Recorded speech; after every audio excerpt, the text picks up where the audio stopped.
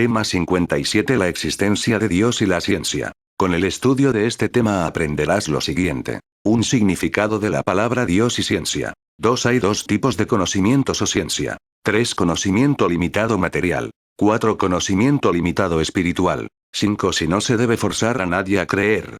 ¿Por qué se obliga a los niños a asistir a la iglesia? 6. ¿Cómo es Dios? 7. ¿Para qué hizo Dios al hombre?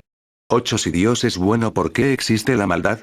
Comenzamos. Un significado de la palabra Dios y ciencia. La palabra Dios se le da a un ser todopoderoso, creador del universo, cielos y tierra, lo que se ve y lo que no se ve.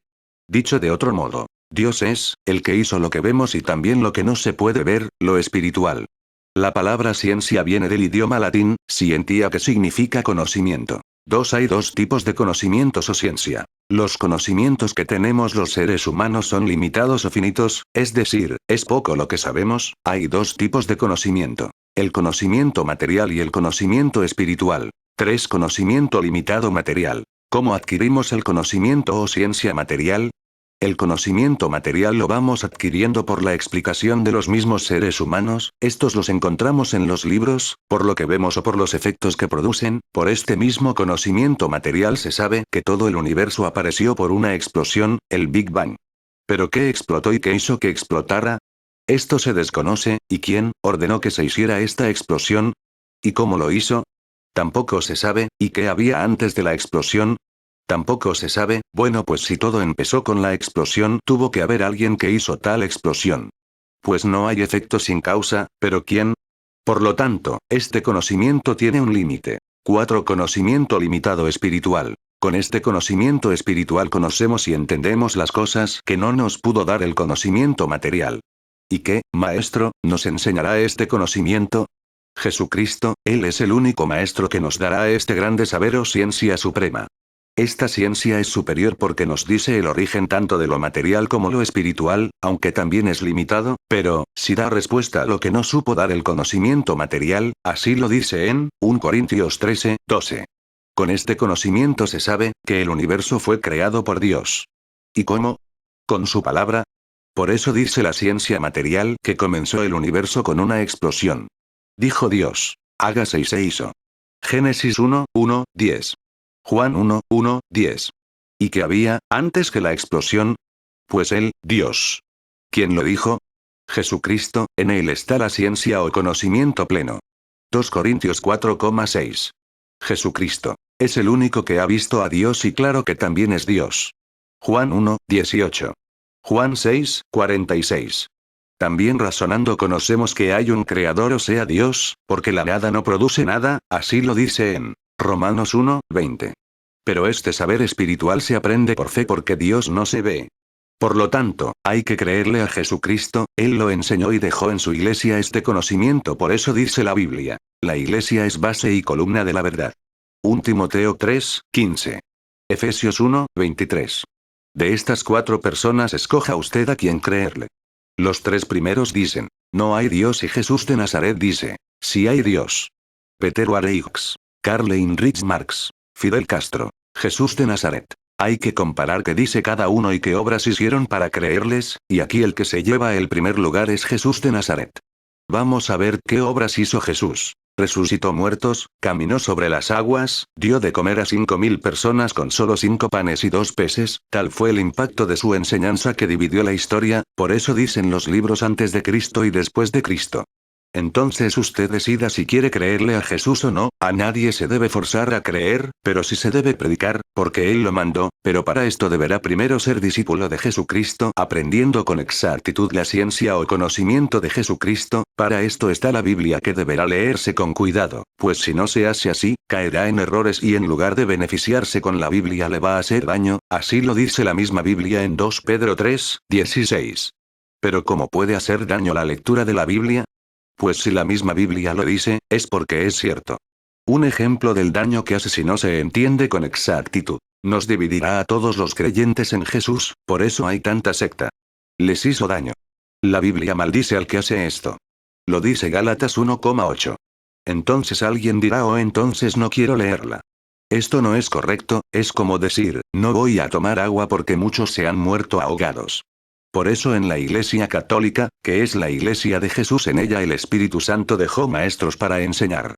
Efesios 4:11, claro que cada persona es libre de creerle a cualquier predicador de otra iglesia, será su decisión ateniéndose a las consecuencias, pero lo que quiere Dios expresado en la Biblia es que no nos dividamos, así lo dice en Efesios 4:1-5. También la misma Biblia nos dice que vendrán falsos maestros o profetas que engañarán a muchos en Mateo 24:11, y falsos apóstoles en 2 Corintios 11:13. 5. Si no se debe forzar a nadie a creer, ¿por qué se obliga a los niños a asistir a la iglesia? A los niños se les obliga por sus padres a adquirir conocimientos y practicarlos porque les servirán para vivir, no nada más en lo religioso sino otros conocimientos, por eso se les exige ir a la escuela.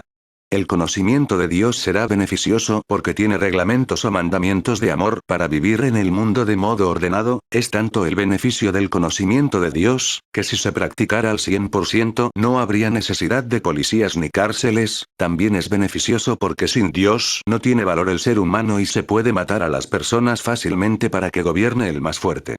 Si el ser humano no tiene valor, hay que eliminar a los que no producen nada, a los enfermos, a los viejos, pues no tiene nada de malo y también nada de malo tiene abortar.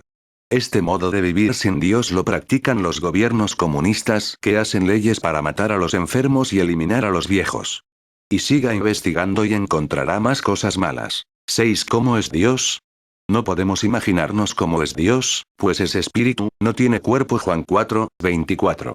Jesús, el único maestro de lo espiritual, nos dice que es justo y misericordioso, único, bueno, generoso, todopoderoso y eterno. Absolutamente perfecto, infinitamente bello, que es feliz, que está en todas partes, menos en los demonios. 2 Corintios 6:14. Todo lo sabe. 2 Macabeos 1:24. Dios es amor. 1 Juan 4:8. En él vivimos y nos movemos. Hechos 17:28. Pero lo más grande, lo más hermoso, es saber que es nuestro Padre que quiere darnos la felicidad eterna junto a Él, es decir, la salvación. Pero surge la pregunta, ¿y cuándo comenzó a existir Dios? Esto no puede decirse porque Él vive en la eternidad, pues decir cuándo comenzó ya nos metemos en el tiempo y Él vive fuera del tiempo, es decir, no tiene ni principio ni fin. Y surge la razón. Pero esto es algo incomprensible. ¿Cómo se puede entender? Reconozcamos que tenemos un conocimiento corto, tanto en lo material como en lo espiritual, es decir, finito no infinito de todas las cosas, o sea, limitado, solo Dios tiene conocimiento infinito. Creemos en la existencia de Dios por fe y por razón. 7. ¿Para qué hizo Dios al hombre? Dios hizo a los hombres para ser sus hijos, para vivir plenamente y eternamente felices, pero este primer plan no se logró por la desobediencia del hombre. Ahora Cristo nos hace hijos adoptivos por su muerte y resurrección, pero obedeciendo sus mandatos, lo que Él enseñó. Efesios 1:5. Y así al dejar este mundo, nos espera el premio de la eterna felicidad, y seremos semejantes a Él, es decir, como Dios. Se acabará la limitación. Aquí en la tierra nuestro conocimiento es corto, esto se terminará. Por lo tanto, tendremos un conocimiento ilimitado. 1 Juan 3:2 y 1 Corintios 13:8-12. Esto no quiere decir que vamos a ser dioses sino semejantes a Él. Para esto vino Jesús al mundo, para darnos a conocer la verdad plena. 1 Timoteo 2:4. ¿Y qué pasará con las personas que no han escuchado el Evangelio? Esto pueden salvarse obedeciendo su conciencia, que les dicta lo malo y lo bueno, o también, otros, por no tener culpa de su ignorancia, pero esta conciencia deberá ser semejante a los mandatos de Dios. Por ejemplo, una persona que mata, roba, odia, o sea que tiene una moralidad que no se asemeja a lo que dice Dios, no tiene correcta su conciencia y será juzgado. Romanos 2:12-15. Dios es salvador de todos los hombres, pero de manera especial los creyentes. 1 Timoteo 4:10-8. Si Dios es bueno, ¿por qué existe la maldad? La maldad existe porque el hombre le dio entrada, pues Dios hizo al hombre libre, y en esta libertad el hombre quiso conocer el mal. ¿Y por qué Dios hizo al hombre de tal modo que pudiera desobedecer? Si lo hubiera hecho así sería un robot. Además, el hombre fue engañado por el enemigo de Dios, el diablo. ¿Y por qué Dios no los protegió para que el diablo no lo tocara? También porque el hombre tiene libertad de creerle a Dios o no. ¿Cómo nos beneficia tener fe en la existencia de Dios? Si creemos en la existencia de Dios, que es nuestro Padre que nos ama, pero no nos comprometemos con Él en vivir como enseñó Jesucristo su Hijo, no nos beneficia nada, pues es una fe, o un creer como la fe de los demonios, porque ellos también creen. Santiago 2, 18, 19. Entonces la fe nos hará bien, si obedecemos.